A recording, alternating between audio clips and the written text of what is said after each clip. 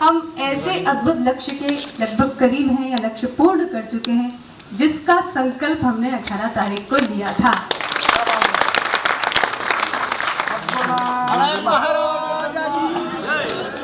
विराज सच्चिदानंद सद्गुरु श्री ब्रह्म चैतन्य महाराज की जय। जय रघुवीर राम जन्मभूमि की जय। अयोध्या धाम की जय। हम सब लोगों ने जिस लक्ष्य की कल्पना की थी, जब आरंभ किया था तो सबके हृदय में ये भाव होगा कि कैसे होगा, हमारी संख्या कम है। हम प्रतिदिन प्रार्थना करते रहते थे, सोचते रहते थे, लेकिन हर दिन ये समाधान हृदय में मिलता था, लक्ष्य जरूर पूर्ण होगा। और गुरुदेव ने हमसे वो काम करवा लिया जो लगभग हर व्यक्ति के मन में आशंका थी, कैसे होगा। हर व्यक्ति ने निष्ठा पूर्वक जप किया, एक सतत साधना की और हम 13 कोटि के लक्ष्य को पार कर गए। अब राम जन्मभूमि के मार्ग की समस्त बाधाएं एक तरीके से समूल नष्ट हो गई। और आज का अपना अनुभव हम आपसे सुनाते हैं। अब तक की सबसे आश्चर्यजनक घटना।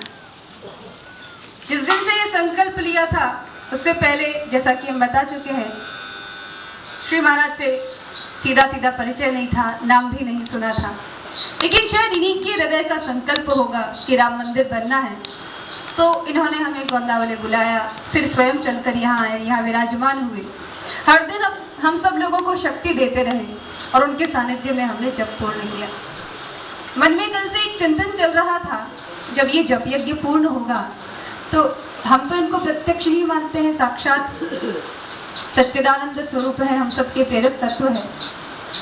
अब ओरछा बार बार आना नहीं होगा, यहाँ का कार्य पूर्ण हुआ, तो हमारी इच्छा थी कि हम इन्हें जयपुर ले जाएं, अपने आश्रम में पधराएं और वहाँ राजस्थान में भी इस प्रकार से उपासना केंद्र, इनके जप केंद्र चले, ऐसी मन में भावना थी।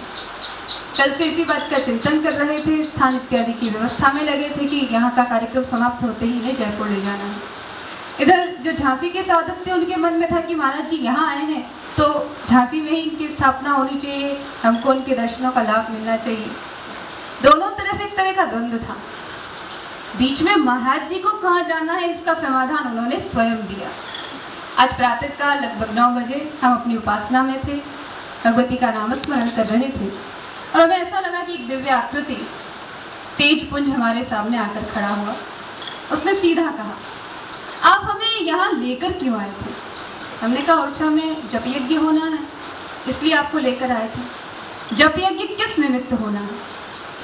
हमने कहा, राम मंदिर निर्माण के लिए जप यज्ञ था। राम मंदिर कहाँ बनेगा?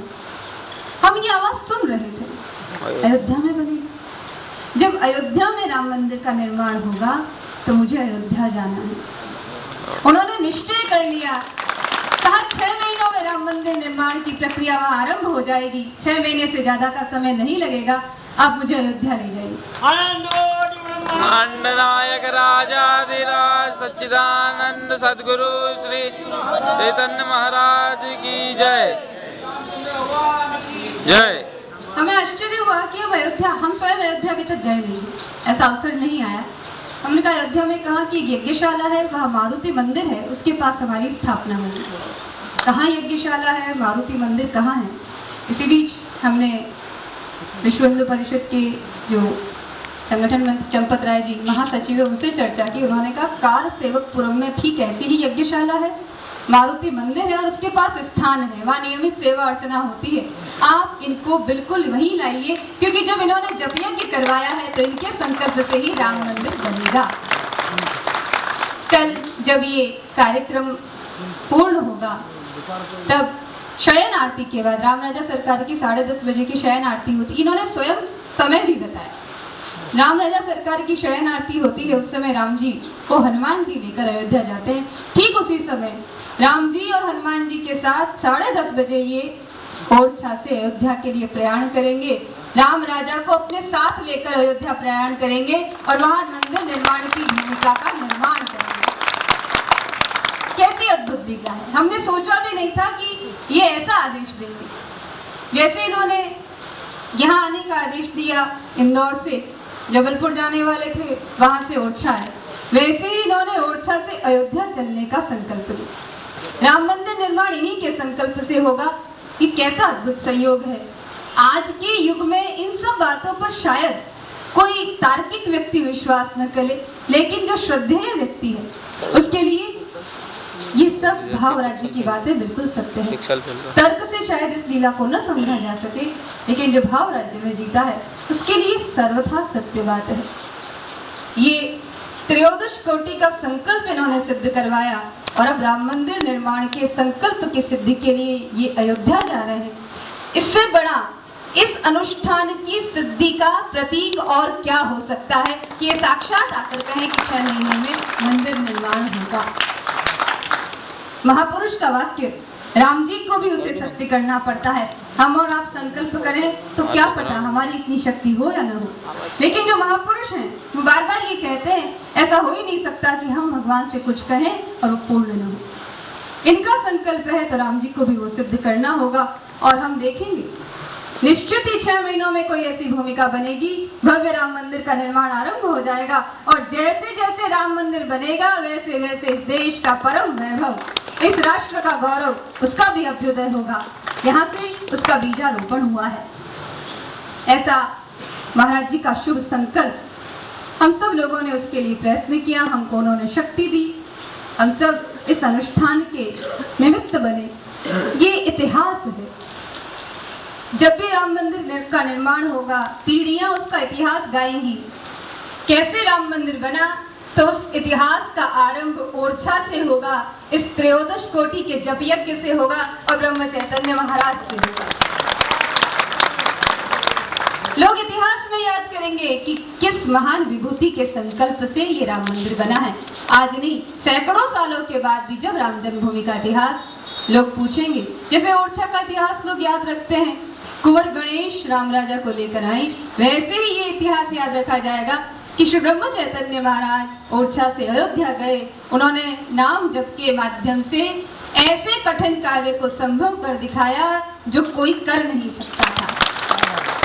इससे बड़ा नाम जप का महत्व और क्या हो सकता है, क्योंकि महाराज जी की तो उक्ति है कि नाम जप के महत्व के प्रतिपादन के लिए ही उनका अवतार है और अवतार कार्य सदा चलता ही रहता है। गीता का ये वाक्य भी चरितार्थ हो गया, कौन्तेय प्रतिजानीहि न मे भक्त प्रणश्यति। भक्त कभी नष्ट नहीं होते। जब जब उनकी आवश्यकता होती है, जैसे भगवान की आवश्यकता होती है तो भक्त के कार्य को सिद्ध करने के लिए उनकी अनुभूति भक्तों को होती रहती है, वैसे ही जो सच्चिदानंद स्वरूप भगवान के भक्त हैं उनकी भी अनुभूतियां समय समय पर कार्य सिद्धि के लिए लोगों को होती रहती है। अपने अनुभूतियों से उन्होंने अपनी उपस्थिति को साकार कर दिया है। हमारा लक्ष्य लगभग पूर्णता की हो रहे हैं। कल का भी एक सत्र हमारे पास है। देखिए, संकल्प पूरा हो लेकिन अधिकस्य अधिकम फल। 13 कोटि का संकल्प राम मंदिर निर्माण के लिए और शेष नाम जप गुरुदेव की प्रसन्नता के लिए कि उन्होंने हमें शक्ति दी, हम ये कार्य कर पाए। इसलिए यहाँ जब तक हैं, उनके सन्निधि में जब तक हैं, उनकी कृपा और करुणा का अनुभव करते हुए नामस्मरण करें। कैसा प्रत्यक्ष उन्होंने अपना अनुभव करवाया और कितना इस देश के लिए वो सोचते हैं। राम मंदिर निर्माण की कितनी ललक उनमें है। हम सब उनके संकल्प के हिस्से बने कि हमारा परम सौभाग्य है। हम लोगों का एक और सौभाग्य है कि हमारे मध्य विश्व हिंदू परिषद के धर्माचार्य प्रमुख केंद्रीय मंत्री श्री जीवेश्वर जी मिश्र भी उपस्थित हैं। हम उनके शुभ आशीर्वाद से कृतार्थ होंगे। तो मैं उनको भी एक आग्रह करती हूँ कि वे भी हम सबको आशीर्वचन देकर हमारा उत्साह वर्धन करें और त्रयोदश कोटि नाम जप का महत्व आप सभी लोगों को बताएं। बोले सियावर रामचंद्र